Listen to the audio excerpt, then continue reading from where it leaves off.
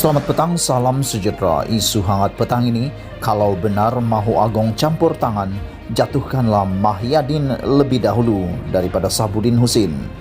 Berita sepenuhnya, rasa meluat rakyat kepada kegagalan PN sebagai kerajaan, seterusnya disertai keinginan untuk mendapat kerajaan dan Perdana Menteri baharu kini boleh dikata sudah berada di tahap paling maksima yang tidak pernah berlaku sebelum ini. Ia sehingga ke peringkat ada yang merayu dan mengutus surat kepada Yang di-Pertuan Agong agar Baginda sebagai Ketua Negara dapat berbuat sesuatu, memilih kerajaan dan Perdana Menteri baharu bagi tujuan menyelamatkan negara dan nasib rakyat dalam kadar yang sesegera mungkin. Di media sosial pula, lebih ramai yang tampil secara pribadi menulis kata-kata rayuan kepada Agong dengan maksud serta tujuan yang sama. Realiti ini memperlihatkan PN sebagai kerajaan dan Mahyadin Mat Yassin sebagai Perdana Menteri benar-benar sudah gagal dan ditakrif tidak lagi berfungsi. Sebagaimana disebut banyak kali dalam tulisan dan artikel sebelum ini, inilah kerajaan dan Perdana Menteri terburuk sekali yang pernah ada dalam sejarah negara sejak merdeka.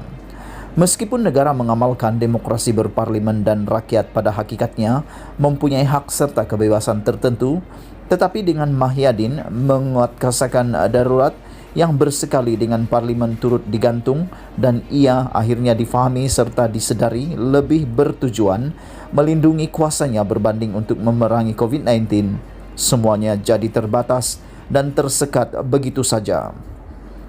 Tidak cukup dengan itu, di bawah ordinan darurat ini, melalui penguatkuasaan undang-undang yang diperketatkan, kemungkinan seseorang itu dihukum, didenda tinggi dan dipenjara lebih terbuka lagi. Lantaran itu, selain seruan agar rakyat terus bangkit menuntut perubahan dan menolak PN dan Mahyadin ini bila tiba waktu pengundian sentiasa berterusan. Jalan terakhir ialah merayu dan meminta campur tangan Agong, tentunya dengan harapan agar derita serta sengsara diperintah oleh kerajaan gagal ini dapat dipercepatkan titik akhirnya.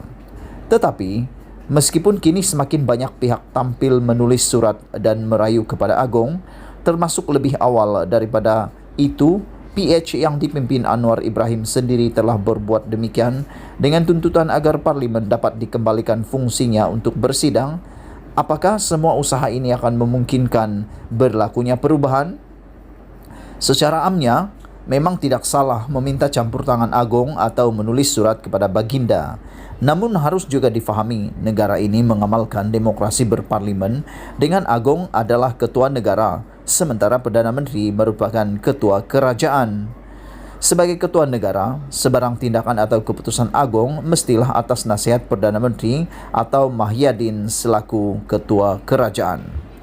Dalam erti kata yang lebih mudah, Agong hanya berurusan dengan Perdana Menteri dalam semua urusan yang melibatkan kepentingan serta masa depan negara.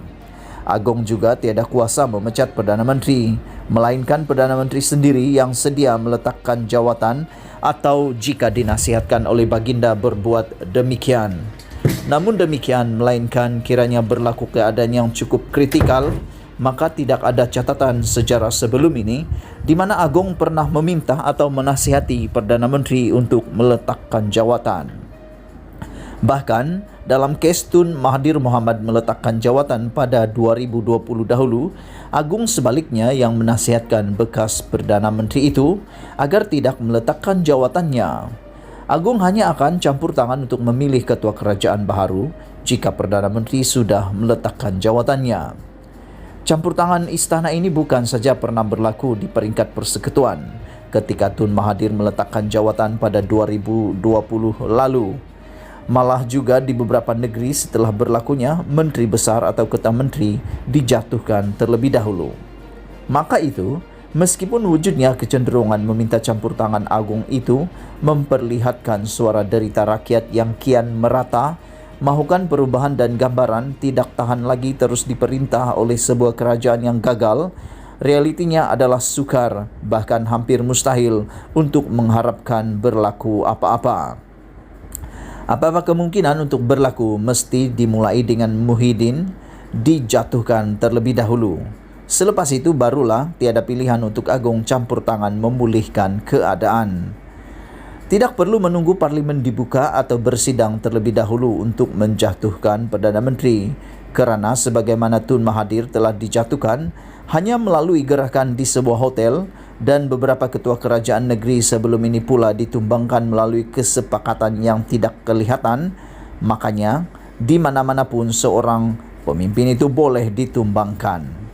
Tanpa adanya gerakan atau kesepakatan untuk menjatuhkan Mahyadin adalah sukar untuk Agong campur tangan, dan sudahnya jika Perdana Menteri tidak dijatuhkan, kita akan terpaksa melalui derita. Ditabir kerajaan gagal ini lebih lama lagi, sehinggalah detik PRU 15 yang entah bila tariknya akan ditentukan.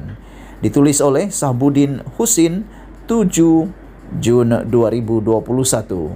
Sekian isu hangat petang ini. Jangan lupa tekan butang subscribe dan kita jumpa lagi. Bye-bye.